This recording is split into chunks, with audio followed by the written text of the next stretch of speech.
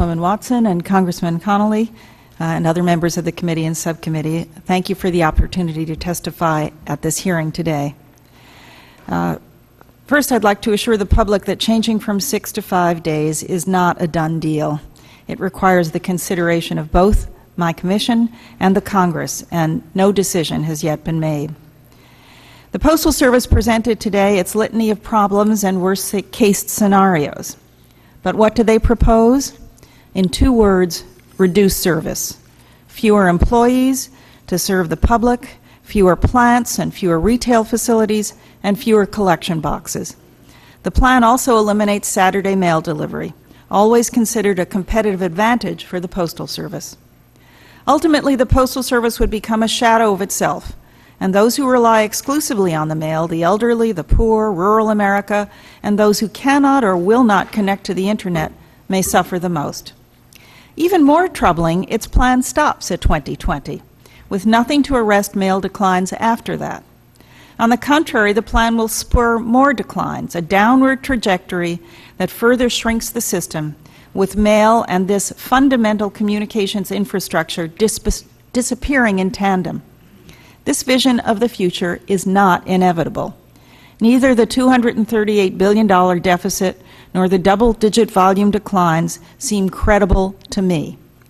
Even in the Internet age, mail has a unique power to touch readers and deliver results for senders. It can drive sales, provide privacy, deliver votes, and shape important personal decisions that affect life and country. America's mail system can be reinvented and re-energized for a new century of customers. The Postal Service plan, however, has no growth and little innovation, only straight downward sloping trend lines. In my 12 years on the Commission, I can recall times when the Postal Service predicted billion-dollar losses and ended the year with billion-dollar gains. This year, the Postal Service reports that through February indicate that it's $1.2 billion ahead of forecast. Mail volume is down by 8%, but standard mail and shipping service volumes are up. And both of these products are sensitive to economic conditions and are positive indicators of the economic turnaround. Given this level of variability in only 6 months, projections that lie 6 years or more ahead are simply unreliable. Rather than beginning with the premise that cuts in size and scope are the only way to solve deficit problems, address these fundamental questions first. What does the law require? What is best for the nation? How can the Postal Service maintain and improve its universal service obligation? These are the questions that the PAEA requires our Commission to ask. GAO and the Postal Service offer recommendations without this context. An axiom in the business community is a company can't cut its way to success. You need something new. And the consensus in the mailing community is that there's not much new in these 2 reports. The reports should have first looked on how to keep open as many post offices as possible, what new products the public needs that the Postal Service is uniquely positioned to provide, and how to keep delivery at 6 days, and then how to determine the products and service levels that are most advantageous to its future success. The Postal Service efforts to expand customer access through Internet use and sales of stamps at supermarkets are commendable, but ask the small towns of America if they think government business should be conducted in Walmarts. Envisioning the future calls for a transformative process, not a capitulation to big box retailing.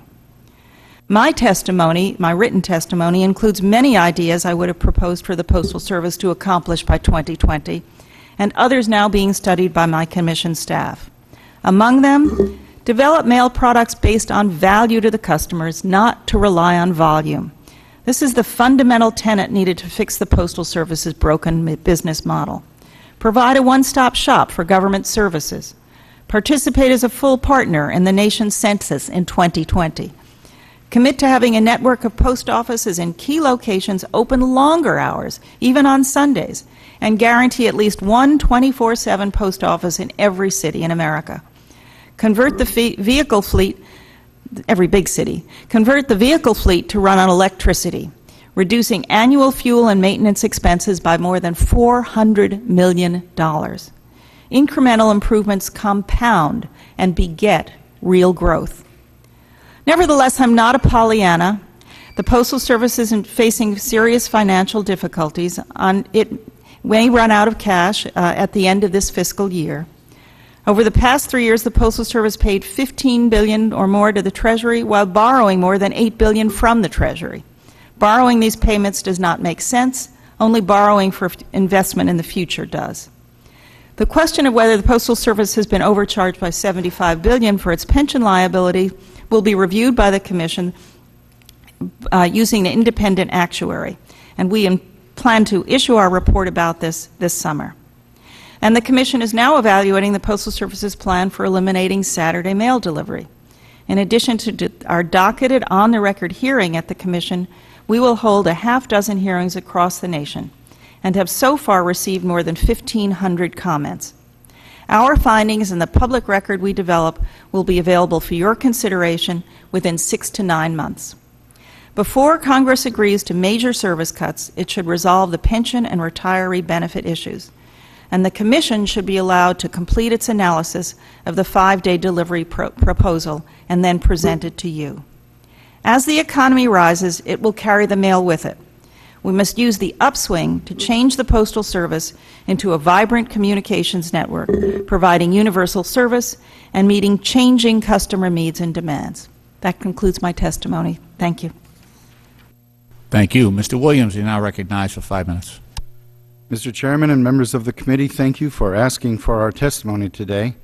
The Postal Service's financial condition is serious. The situation is a product of the economic downturn and the chaos of the digital age that has sent shockwaves through the communications sector of the economy. Further, the Postal Service entered the storm with some chronic problems that had been masked by success in earlier years.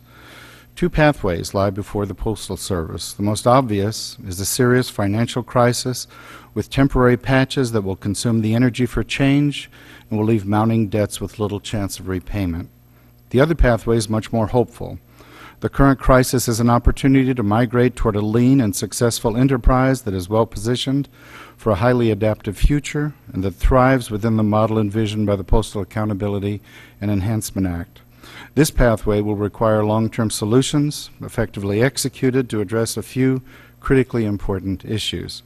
First, the optimization of the Postal Service's costly network of plants, post offices, and administrative apparatus must be accomplished as rapidly as possible while balancing commitment to service. Since 2003, the Postal Service has streamlined its network by reducing over 130,000 employees and in 2009 alone cutting $6 billion in costs. These are credible actions, but more is needed to match the declining mail volume projected through 2020. Next, the rigid work rules do not match the ebb and flow of mail and customer demand in plants and post offices. As the mail continues to decline, the need for more flexible staff to perform a wider range of duties becomes more evident. Also, the greater use of evaluated letter carrier routes would provide better incentives to allow for more effective management. Thirdly, we and the Postal Service have recognized the need for a simplified pricing structure to replace the over 10,000 prices contained in their 1,700-page customer manual. A simpler pricing structure would be easier to use, encourage new customers, and improve revenue accountability. And finally, this year, Congress directed the Postal Service, OPM, and OMB to develop a fiscally responsible legislative proposal for the Postal Service benefit payments. Our office found 3 areas where overpayments are occurring: an exaggerated 7% health care inflation forecast instead of the 5% industry standard, resulting in an overpayment of $13.2 billion by 2016. An excessive 100% benefit plan pre-funding requirement compared to OPM's pre-funding level of 41% and the S&P 500's 80% rate. Even using the higher 80% rate, funding goal would result in a $52 billion surplus. Lastly, the Postal Service Fund was overcharged $75 billion so that employees could retire at promised levels.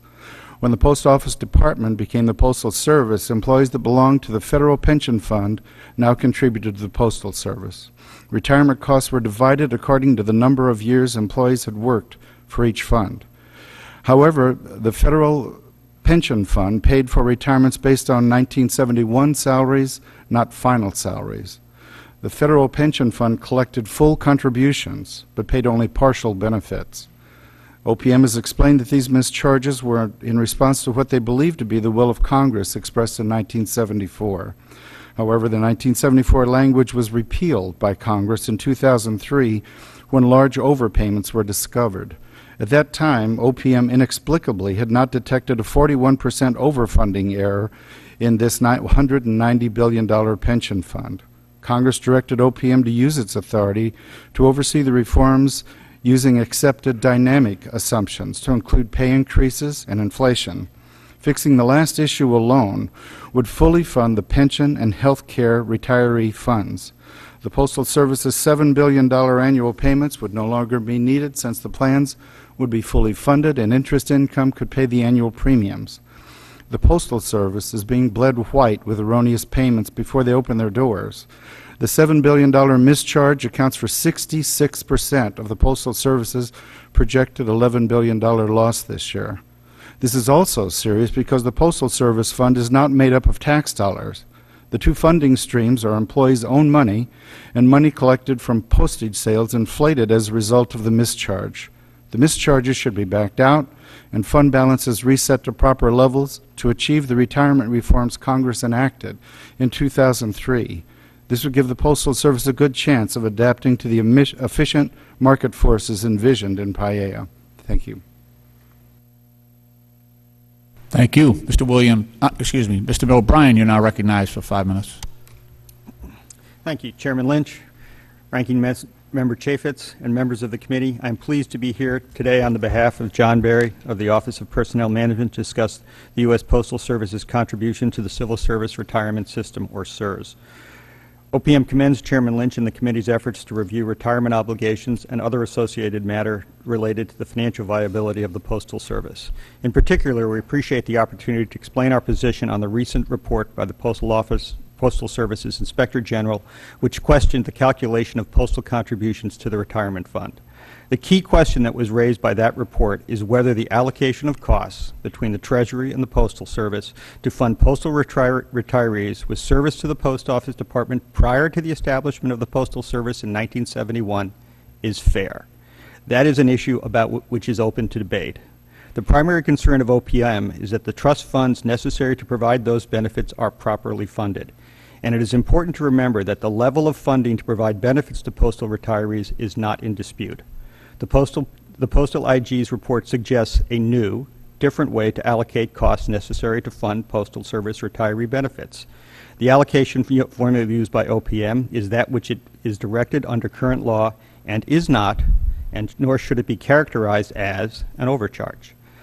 Furthermore, the allocation methodology is consistent with sound actuarial practice and has been reviewed by outside independent experts. A change to current law could reduce the share of retirement costs allocated to the Postal Service and allow the Postal Service to use the resulting funds for other purposes. But it would be a change to current law and a shift from previous legislation and congressional intent. I'd like to give a brief overview of the events that bring us here today. In 1971, the former Post Office Department was converted to the U.S. Postal Service, an independent entity. Not long after, Congress considered who should be responsible for the increases in retirement obligations for individuals who were employed by the Post Office Department before 1971 that were the results of increases in pay. This resulted in the enactment of Public Law 93-349 in July of 1974. The law was clear that the Postal Service assumed the obligation to the retirement fund for increases in pay upon which benefits would be computed. Congress subsequently enacted a number of other laws dealing with other aspects of Postal Service funding, including legislation making the Postal Service responsible for funding the cost of living increases, or COLAs, applicable to postal annuities. More than one of these bills included requirements that the Postal Service make payments to fund under schedules set by Congress. During the period from 1974 to 2002, it was generally assumed that postal payments were required by legislation approximately slightly less than the full funding of the postal CRS obligation. However, this was inaccurate. In 2002, OPM determined that if the Postal Service continued to make payments as it had been, its liability would be significantly overfunded. To address the issue, OPM sent a legislative proposal to Congress, which was subsequently enacted to convert the funding mechanism to one applicable to the Federal Employees Retirement System, or FERS, which lowered the contributions that were required of the Postal Service.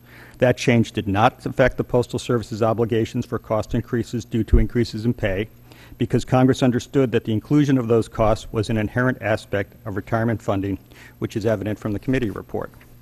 OPM's methodology was considered in a January 2003 GAO report. In that report, the GAO, quote, evaluated the reasonableness of OPM's methodologies for allocating estimated benefit payments and other expenses between service rendered before and after July 1, 1971, the effective date of the Postal Reorganization Act, unquote. In that report, the GAO suggested no major changes to the methodology used by OPM, although it did recommend a consideration for military years of service, a modification that was made in 2006.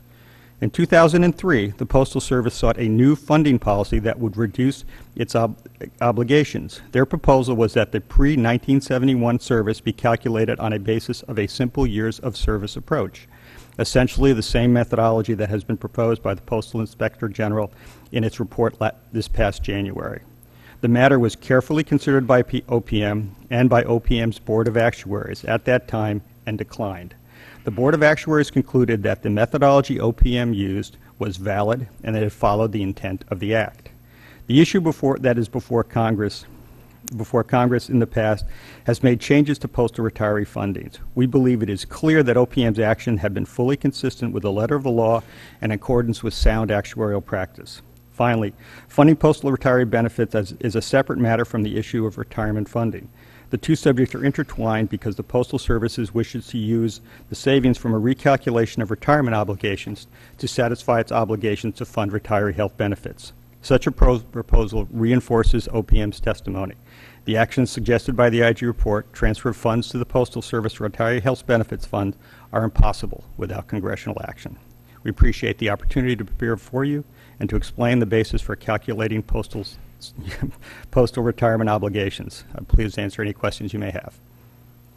Thank you, Mr. O'Brien. Mr. Kosar, you're now recognized for 5 minutes. Chairman Lynch, Ranking Member Issa, and members of the committee and the Congressional Research Service thanks you for the opportunity to participate in today's hearing. The committee and subcommittee requested CRS to submit written testimony that discusses a range of postal reform issues relating to the Postal Service's financial condition. CRS has done this. Here, my time will be used to offer some observations on the Postal Service's short-term and long-term financial challenges. These observations are drawn largely from the concluding section of my written testimony. The short term.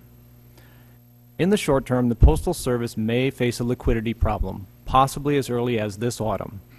At the end of the first quarter of FY 2010, the Postal Service had $0.8 billion in cash, which is a low level for an agency with an average weekly operating expense of over $1 billion.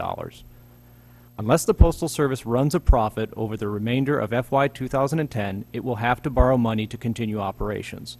By borrowing from the Federal Financing Bank, the Postal Service can bolster its cash in hand to about $6.5 billion. $6.5 billion, however, may not be enough to get the Postal Service through the autumn.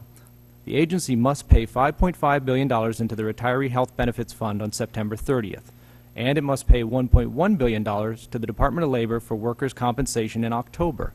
This amounts to $6.6 billion and doesn't exclude any other costs that may come up. Congress may wish to ask the Postal Service to provide it with a timeline that clarifies just how long the agency can continue operations absent legislative action. This would help address any public concerns about the possibility of a Postal Service shutdown occurring in November when election ballots are being mailed, or in December when retailers are shipping billions of dollars of goods through the mail. The long term. While the Postal Service's short-term financial condition is clearly problematic, its long-term financial condition is less obvious. In its report, Ensuring a Viable Postal Service for America, the Postal Service described its plight as a rapidly worsening crisis. The report projects a cumulative debt of $238 billion by FY 2020. It is important to understand the nature of this $238 billion figure. It is not a prediction of what will happen. Rather, it is a projection, an estimate of what could happen if certain assumptions hold. These assumptions are not certitude. First, postal law caps the Postal Service's total debt at $15 billion. In order for the Postal Service to reach $230 billion in debt, Congress would need to abolish this statutory debt limit and then do nothing for 10 years. This seems improbable. Second, this $238 billion figure assumes the Postal Service will do nothing to reduce its own expenses. This seems unlikely, as the Postal Service and PMG Potter today has stated that it intends to use its existing authorities to reduce costs by $123 billion. Third, the report's 2020 projection heavily rests on the assumption that mail volume will fall steadily. This assumption appears to be based upon a single study by the Boston Consulting Group, which contends that the rise of the Internet has created a, quote, fundamental and permanent change in mail use by households and businesses, end quote. This forecast about the future demand for hard copy mail is striking. As the figures on page 12 of my written testimony indicate, since 1930, mail volumes have grown steadily. The consultant's forecast declares that this long-lasting trend has ended permanently. Now, this projected 2020 scenario may be questioned on at least two grounds. First, the use of email and the Internet has been growing since the mid-1990s. Yet, between FY 1995 and FY 2006, mail volume went up significantly. So, thus far, it does not appear that when the demand for electronic communications goes up, the demand for all forms of hard copy mail must go down. Second, and relatedly, the recent drop in mail volume began about 4 months after the U.S. economy had officially entered a deep recession. So it seems at least plausible that the economic downturn, not the Internet, was the more significant factor in instigating the recent sudden mail volume declines of the past 2 years. And if that is the case, then the Postal Service's mail volumes, and hence its revenues, might rise again as the economy improves. So Congress may wish to study further the recent decline in mail volume to better determine whether this is a temporary change or, as the Postal Service contends, a permanent one. I thank you, and I'd be happy to answer any questions you may have. Thank you, Mr. Kosar. I actually want to thank all of the witnesses. This was a very impressive and credible group, very competent group of witnesses, and I appreciate your willingness to come before the committee and help us with our work. Let's get right to it. I'll yield myself 5 minutes. How do we resolve this difference between OPM and the Postal Service regarding what is owed here? I understand it from a basic point of view that there should be some type of equity in divided service, that the Postal Service should not be asked to pay more than its share in an employee who had divided service between the old department and the new. There seems to be a basic sense of fairness in that, and I think that was more or less Congress's intent, speaking quite oversimplified. How do we resolve this difference? It's a huge number, $75 billion, and it's made much more important given the urgency of the Postal Service's situation right now. Mr. Williams, how do you think we should resolve this?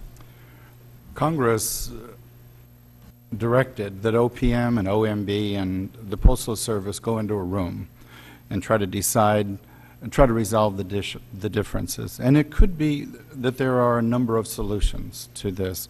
The simplest, the easiest would be to reset the two funds. There are other alternatives. The emergency arises from the $7 billion annual payment. I think that needs to be dealt with first, and then I think the funds can be reset in a way that doesn't devastate the federal fund, which would be a bad thing, but that recognizes that the postal employees and the mailers have paid in enough. The funds are fully funded, and it's time to stop putting money into them. The same thing happened back in 2002 when we realized there was a mistake and we were about to overfund by $78 billion. As soon as that payment disappeared, OPM showed up and tried to introduce a new bill for us to pay military pensions. So obviously, we don't have a military, and the government is already financing its military. I think the first thing to do is to remove the emergency and stop the bleeding, and then sort out in the fullness of time which of the solutions before us is the right solution. Mr. O'Brien. Just to comment, I mean, one of the difficulties in this issue is that we tend to move between two funds. The CRS, the funding for the retiree benefits, not your health benefits, for your retiree benefits, is essentially fully funded right now. That is not in question. The $7 billion payment to the fund that is referred to is actually the payments to the retiree health benefits, which is they are separate issues, and it's really easy to conflate the two. So part of it is those $7 billion payments are in the law, $5 billion of there are. Last year, OPM with Congress reduced those payments from roughly $5 billion to about $1.5 billion, and those two issues continue on. The challenge, again, with the retiree benefits as we do this is simply changing the scope of the retiree and saying we're going to fund those less. This kicks us down the can a bit. One of the complicated parts from our end is that these are not sort of standalone issues. The implications of the decisions you make regarding how we fund the retiree service will affect how you fund the retiree health benefits, which have larger budgetary implications. If I might just add that there is an opportunity to look solely at the healthcare retiree benefit fund issue and look at how to recalculate what that total payment should be. Should it be the 75% approximately of estimated liability? Is the liability the right amount? And what should the payments be over a period of years? And I believe that it certainly is possible to come up with a very credible arrangement to significantly reduce the payments that the Postal Service is obligated to make on a yearly basis by looking solely at the decisions around that healthcare retiree benefit fund, reducing the liability and spreading out the payments.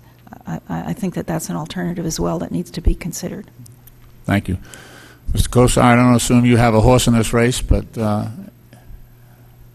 Absolutely not. No horse within this race. I'm not an expert on pensions, and so I won't try to offer any. Have you looked at this for CRS, though? Have you looked at this? Yes, I provided an overview in my report on it. What do you think? I don't recall any accusation of OPM's current approach as being against the law, and in which case, if it's not against the law, then it's an equity question, or an equity question inevitably is going to involve lots of calculations that inevitably I think are probably going to be political. Namely, it'll have to go to the judgment of Congress to see what it thinks fair. I think a key point is that, as best I can tell, this is a zero-sum game. If the Postal Service is allowed to, say, claw back some of that $75 billion, then somebody else is... Spent 4 years in Finland. I'll just comment that this experiment that the Finns are doing is in one of what they call their big cities, which is about 200 people. It's a small experiment that they're trying on this product, but the Finns are way ahead in terms of technology, and it certainly may catch on there. I was speaking with the head of Deutsche Post yesterday, and they still provide 6-day delivery. And what they were valuing most about their mail was the privacy of the mail. Email does not provide What's privacy. the cost for a... It's 80 cents. 80 cents, They pay 80 cents. And it's a smaller country. The delivery costs are less. I'm sure that they're making more profit on their mail than we do. They haven't had billing in their mail for 20 years, so the declines they've had are much smaller, the European declines. Every country is quite different. But what struck me was his argument that the letter carried against inspection is of such value in a country that's experienced the political regimes that they had in the 20th century, the Nazis and then the Eastern Germany regimes, and you cannot have a system, at least not yet, and it doesn't look likely, an email system where person to person you have the same privacy.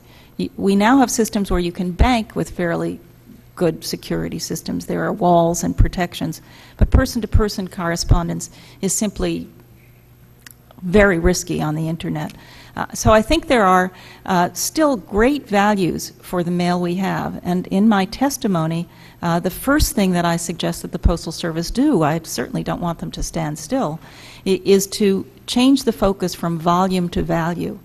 And if they create a series of products that are of great value to people in the mail, they're more likely to get the high margins they need to keep the mail system and the other services that are part of the universal service available to people. Yeah, I understand what And you're by the way, saying, but in regard to European comparisons, we're intimately involved with those. If you just let me speak. Yeah, I'm sorry, I was going to answer. The person-to-person mail, though, is microscopic in the current mail system. People sending letters to each other, it's really a microscopic part of the... It's about 5 to 6% of the mail, and when you consider what the potential is for growth in small businesses, which are quite comparable in terms of the transactions that are happening, and everyone agrees that there's a great deal of growth potential in small businesses. I think business has remittances and commercial activity.